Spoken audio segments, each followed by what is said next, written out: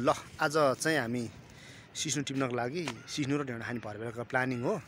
त्यसकारण गर्दा हाम्रो यो युवराज चाहिँ साथी युवराज चाहिँ बिस्तारै थेत्तिर अलि हेरेर जानु नि तपाईँ यार। अनि तपाईँ आए नदेखि अलि बिस्तारै एकदम सेफ्टीले है, सेफ्टीले सिस्नु टिप्ने भरबेरको प्लानिङ हो। सर्लक्कला यहाँबाट जाँदैछ, हल्ला नगरिकन जान्न ल। अब एकछिन उतातिर देखा पर्छ है त। त्यहाँनिर पर बाटो चाहिँ चढ्ने ठाउँ अनि सिस्नु टिप्नको लागि चाहिँ यहाँ आउनुपर्छ कि हो। त्यहीँबाट होइन, त्यहीँबाट टिप्दै आउने। अब अझ हामीले अर्ग्यानिक चाहिँ अब एकदमै अर्ग्यानिक हो। यसमा केही पनि उ छैन, सिस्नुमा के विषादी हुनु चाहिँ त एकदम राम्रोसँगले छाक पुग्नुपर्छ नि। फेरि मान्छे 2-4 जनै हुन्छ, 4-5 जनै त्यहाँदेखि टिप्ने यहाँसम्ममा टिप्दाखेरि त त्यो खालको चल्छ। हेर्नु नि त कस्तो राम्रो छ त्यो। अलिक पर तपाईँ पछाडितिर पनि छ के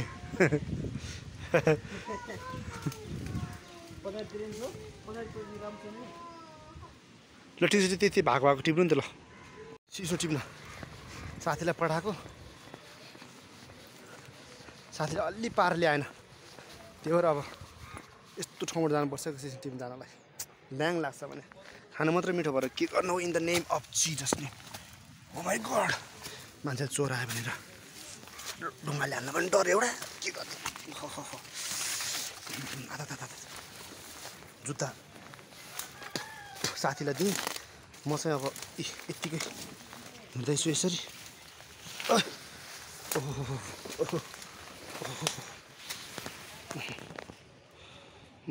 के गर्नु अब यसलाई, स्थिति यस्तो छ हजुर। In the name of Jesus name. ओहो in the name of Jesus Jesus. सिस्नु चाहिँ यस्तो हुन्छ गाइस।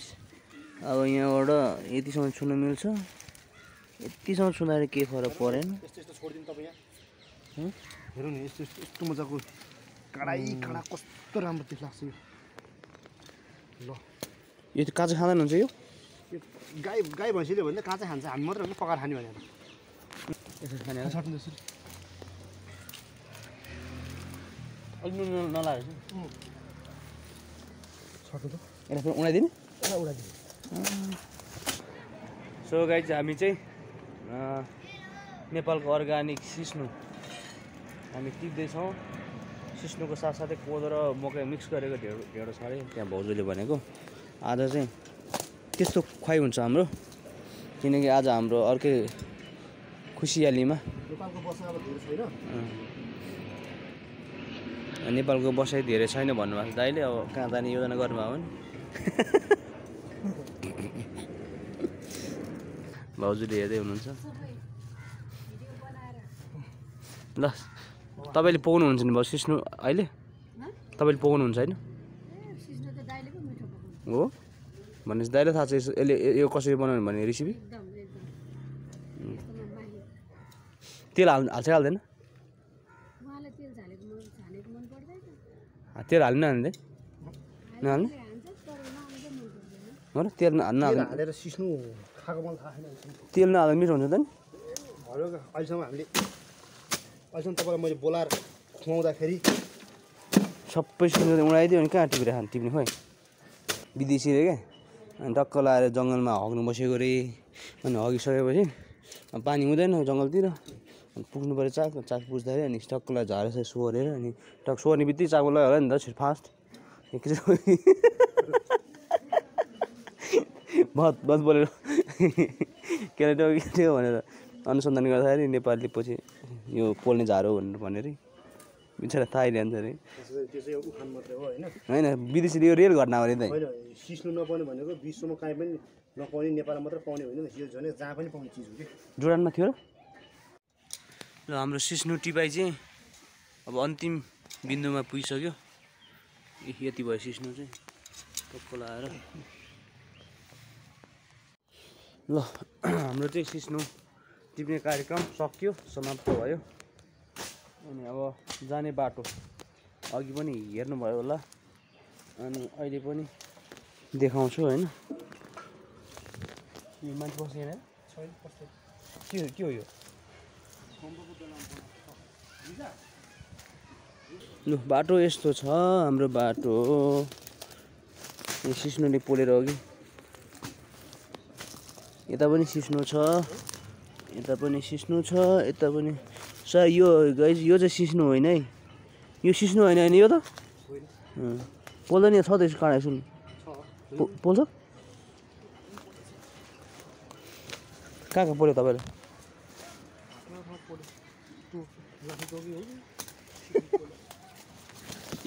बाटो यस्तो छ बाटो यस्तो ल यसलाई सिस्नो भन्दा फेरि यो चाहिँ सिस्नोको बोट चाहिँ यत्रो हुँदैन जाउँ बाटो यस्तो छ यहाँबाट यस्तो बाटो आयो ओहो तर घुम्नु थाल्यो त्यो यस्तो बाटोबाट हामी निस्केर आउनु पर्ने हुन्छ यताबाट गाडी चाहिँ निक्लियो ए पेप ल दाइ आउँदैछ यहाँ लाउनु गाडी आयो यहाँ चाहिँ हरिसिद्धि ब्याडमिन्टन के हो ब्याडमिन्टन भवनको अपोजिट साइडमा सिस्नुको गाडी छ उडाइदिएको थियो सिस्नुको बोट हो त्यो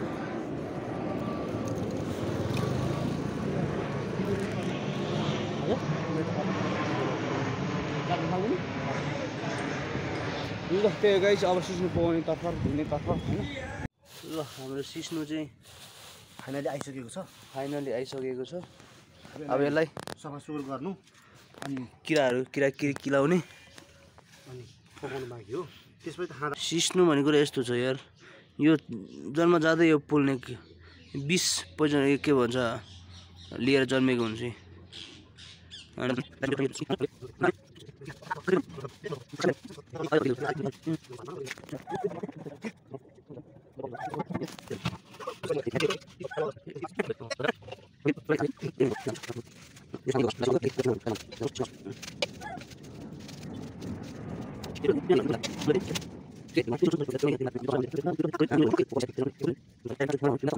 यति किरा जस्तो रहेछ किरा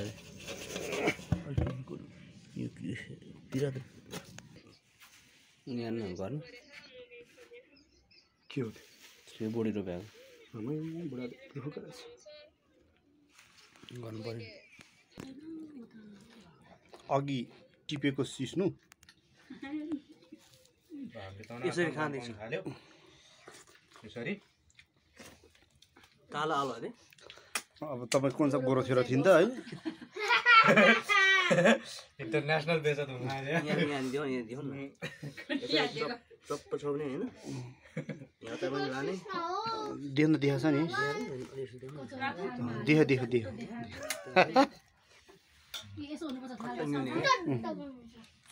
ए अन्त चाहिँ जरा मैले त नदेखिरहेको लास्ट अघि टिपेको सिस्नु अब खाइयो आज सक्यो अब सिस्नु र ढेँडोको भिडियो यति हो लास्ट अब सक्यो पुगेको अवस्था मलाई